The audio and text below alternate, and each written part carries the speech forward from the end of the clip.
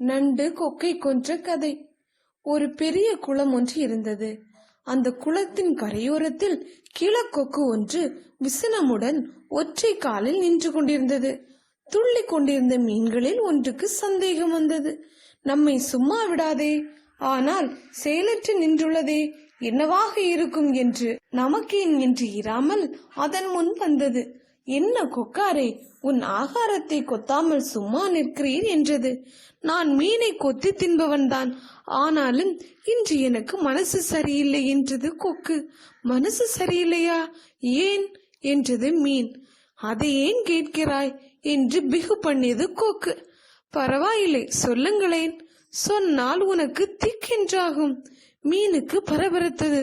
சொன்னால் தானே தெரியும், வற்புறுத்தி கேட்பதாலேயே சொல்கிறேன். இப்போது ஒரு செம்படவன் இங்கே வரப்போகிறான் என்று இழுத்தது கொக்கு. வரட்டுமே, என்ன வரட்டுமே? உங்களை எல்லாம் ஒட்டு மொத்தமாக பிடித்து சென்று விட போகிறான். ஐயையோ! உடனே அம்மீன் உள்ளே சென்று விட்டது. சில நிமிடங்கள் ஆகியிருக்கும். பல மீன்கள் அதன் முன் துள்ளின. அது மட்டுமா, ஒட்டு மொத்தமாக நீயே எங்களை எல்லாம் அந்த அபாயத்திலிருந்து காப்பாற்றேன் என்று கெஞ்சின. அபாயம் சொன்னவனே உபாயமும் சொல்வான் என்று அவைகள் யோசித்து கொக்கிடம் உதவி கேட்டன. நான் என்ன செய்வேன்? என்னால் செம்படவனோடு சண்டை போட முடியாது. கிழவன் நான். வேண்டுமென்றால் உங்களை இக்குளத்தில் இருந்து வேறொரு குளத்திற்கு கொண்டு போகலாம்.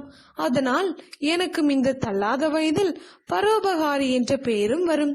நீங்களும் பிழைத்திருப்பீர்கள் என்றது கொக்கு மிகவும் ரகசியமாக. மீன்கள் எல்லாம் தன் உயிரை காப்பாற்றிக் கொள்ள அதன் பேச்சை நம்பின. அபாயத்தை அறிந்து சொன்ன நீங்களே உபாயத்தையும் தெரிந்து சொல்கிறீர்கள். அப்படியே செய்யுங்கள் என்றன ஒருமித்த குரலில். கொக்குக்கும் கசக்குமா காரியம்? நடைக்கு ஒவ்வொன்றாக குளத்தில் இருந்த மீன்களை எல்லாம் கவ்வி கொண்டு போய் சில மீன்களை தின்று மற்ற மீன்களை ஒரு பாறையில் உலர வைத்தது. குளத்தில் இருந்த நண்டு ஒன்று இதை கவனித்து அதற்கும் வேறு குளத்திற்கு செல்ல உள்ளுக்குள் ஆசை சுரந்தது.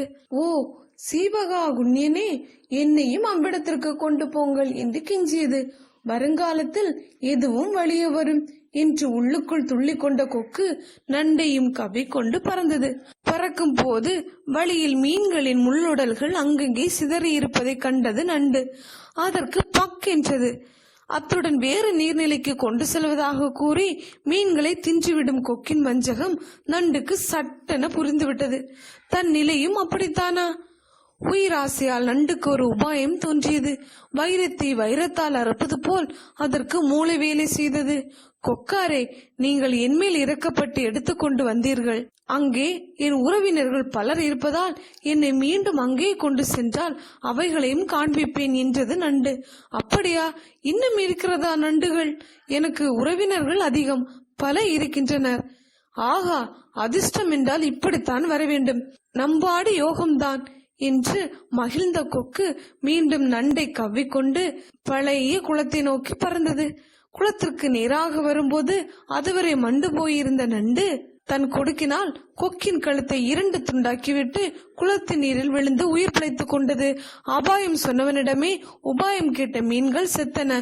வஞ்ச மனத்தானின் உபாயமும் அபாயமே என்றறிந்து கொன்றுவிட்ட நண்டு பிழைத்தது.